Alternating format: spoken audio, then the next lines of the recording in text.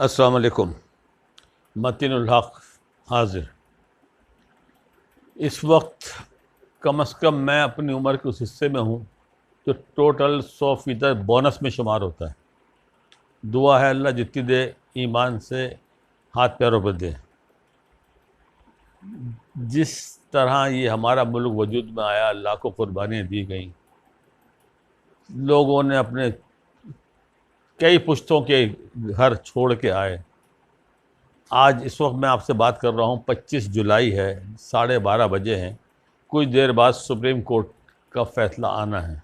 दुआ करें अल्लाह ताला वो फ़ैसला इनसे दिलवाए जो हमारे मुल्क के लिए बाइस बेहतर, बाइस खैर बरकत हो। हम तो अब बिल्कुल जहन हमारे माफ़ हो चुके।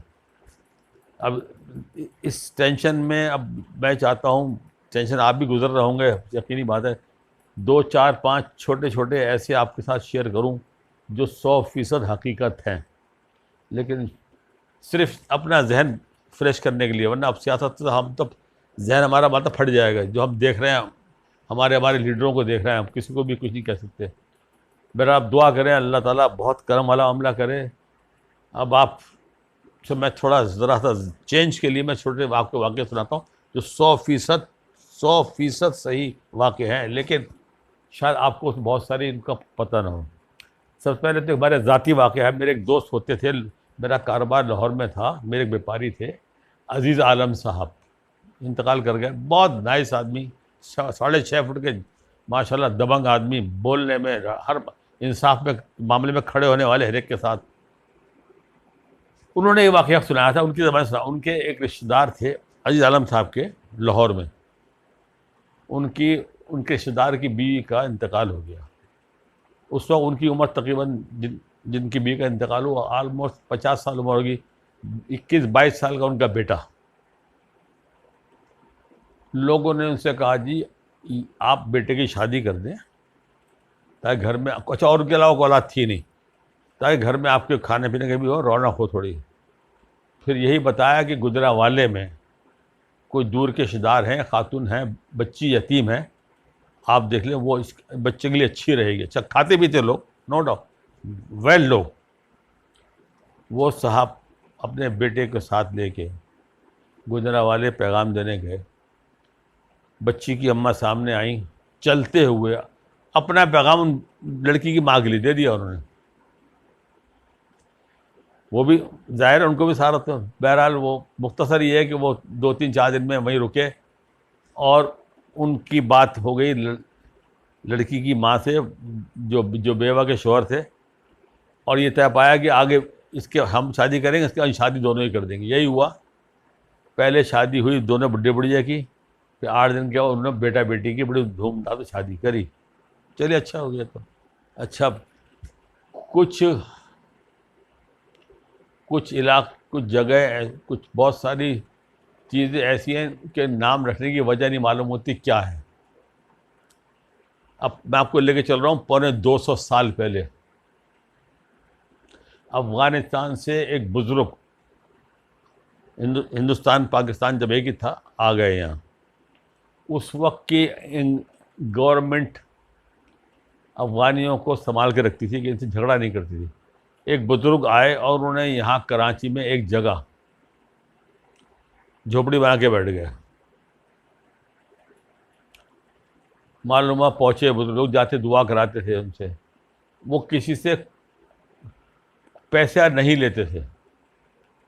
उनका कहना ये था, अगर तुमको कुछ लाना है तो मेरे लिए खुश्क मेवा ला दो, मेवा ला दो मुझे, मेवा। सिर्फ नज़र नियाज में मेवा लेते थे। उनका इंतकाल हुआ, उनके मुरीद धूमधाम से उनको तदफीन की गई और उस जगह का नाम रख दिया मेवा शाह। आज कराची का सबसे बड़ा कब्रिस्तान मेवा शाह उन्हीं के नाम पे है। ये मेवा शाह। ऐसे ही एक शहर है मानसेरा। अकबर बादशाह के जनरल थे जो उनके साले भी थे, मान सिंह। अफ़गानिस्तान से झगड़े चलते थे, उन्होंने उनको फ़ौज देके भेजा कि आप जाके इनका सद्दे बाप करो। उन्होंने एक जगह मैदान में आके जो कैंप पूरा शहर आबाद किया अपना, वहीं से फिर तैयारी करते थे। वो जगह का नाम आज है मानसेरा। चलिए, अब से छुटकर थोड़ा बहुत ध्यान अपना फ्रेश करेंगे, सुधार रहा हूँ अपना ध्यान, तो उलझा हुआ ही आपको पता है। एक साहब ने अपने रात के लिए घर के चौकीदार रखा हुआ था, तकरीबन उसको 20 साल हो गए थे रात की चौकीदारी के लिए। अक्सर दौरों में जाते थे साहब, ये रियल बता रहा हूँ, रियल आपको। ये एक दिन सुबह साहब की फ्लाइट थी, जाने लगे, वो चौकीदार भागता हुआ आया, कहने साहब आज आप नहीं जाओगे, आज आपके जहाज़ को हादसा पेश आने का खतरा है। वो उन्होंने ज़्यादा करी, वो चौकीदार फैल गया, बोला नहीं आप मुझे चाहे जान से मार दो, मैं आपको जाने नहीं दूंगा।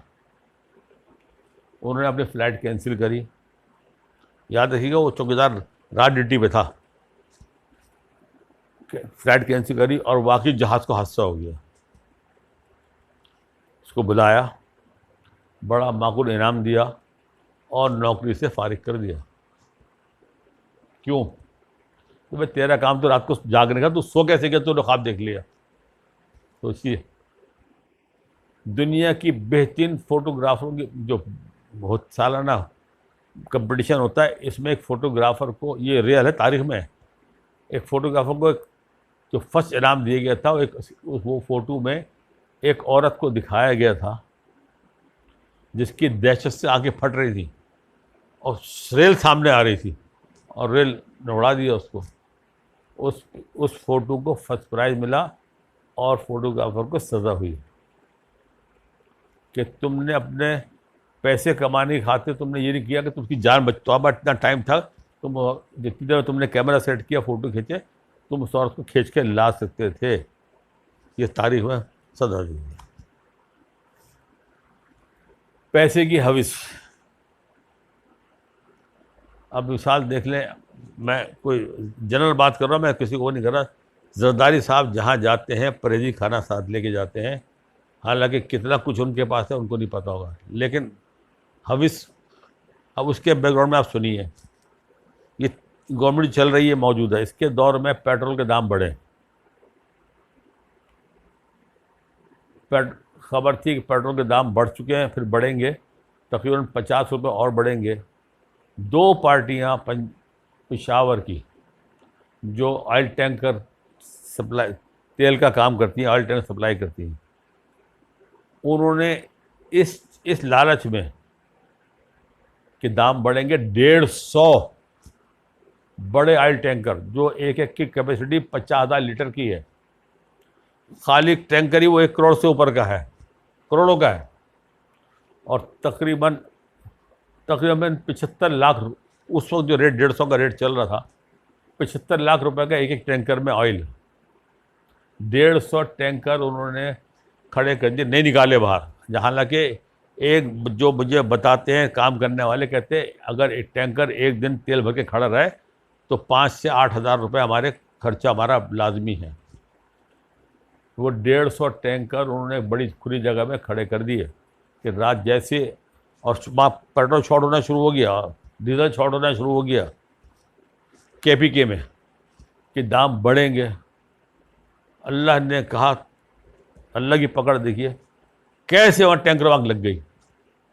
50 टैंकर बचा सके वो, मतलब दूसरे मायने में वो 1 अरब से ऊपर के लपेटे में वो आ गए।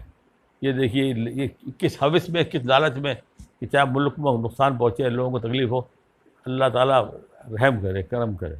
अब आखिर में एक लतीफ़ा सुन लीजिए। एक खातून को डाइटिंग का बहुत शौक़ था, बहुत मोटी थी, और बेचारी रोज़ छोड़ते पूछती मैं कैसी लग रहा हूँ, ज़्यादा दिल रखने को कह देते नहीं माशाल्लाह आप स्मार्ट हो रही हो।